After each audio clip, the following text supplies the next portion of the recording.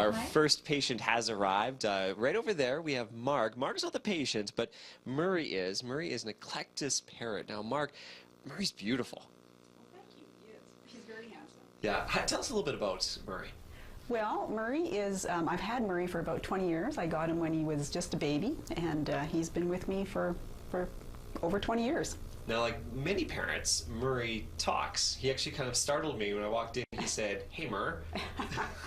That's one of his favorites. Does he still surprise you? Does he still come up with words every once in a while? Does he have a big vocabulary? He has a fairly large vocabulary, but he won't talk on command. It's sort of whenever he feels like it. He feels like it. Yeah, I'm kind of keeping my distance from Murray because I don't want to startle him because Murray doesn't know who I am. But Murray does know who Dr. Korber is because you've been looking after Murray for 20 years now? A long time. Yeah, probably. Birds live a long time, and I don't know if many people realize that. Well, that's true, and that's one of the biggest things we try and educate on is the lifespan of a bird. A lot of people have to make conditions in their will for who will take their pet once they're gone. Now, why would people be bringing birds in to see you? Well, for the same reason they'd go with any pet to a veterinarian. First, we really promote wellness exams, so we like to see every pet, and birds included, once a year so that we can ensure that they're being fed properly and their husbandry is good, and just do a once-over physical exam on them. We see them throughout the year for grooming. We see them for consultations on behavior. Behavior is a huge thing.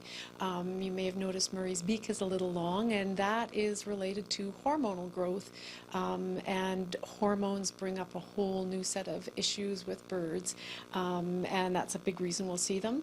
And then microchipping so that we can make sure they're safe. If they are ever lost, they can get returned to owners.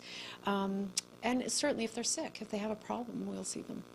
Now, because they live so long, you were telling me that a new trend is not buying newborn birds anymore. It's actually passing them down to other people, adopting.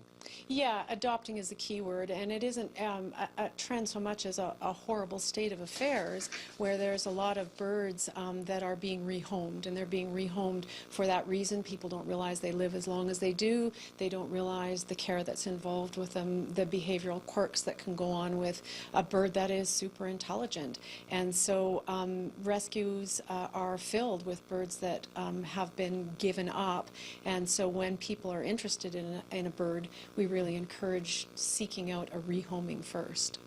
Well, Murray is definitely a beautiful bird, and I was teasing before the commercial break why Murray's beak is the way it is because in the wild, apparently, the males will hollow out logs for nests, and that's why the beak is kind of curved there. It's a powerful beak.